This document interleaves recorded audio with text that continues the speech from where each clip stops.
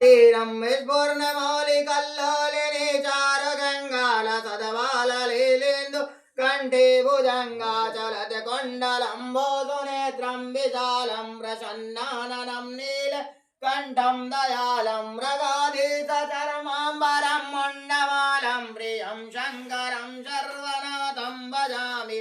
प्रचण्डं प्रकष्टं प्रगल्भं परेशम् अखण्डम् अजं भानुकोटिं प्रकाशं त्रयाशूलनिर्मूलनं शूलपाणिं भवानीं भतीवावगम्यं तुरीयम् त्रयाशूलनिर्मूलनं शूलपाणिं भजेयं भवानी पतिगावगम्यं कलातीतकल्याणकल्पान्धकारे सदा सच्चिदानन्ददाता पुरारी प्रसीद प्रसीद प्रभो मन्मदारि चिदानन्दो तन्दो अमोहापारे प्रसीद प्रसीद प्रभो मन्मदारि नयावादुमानातप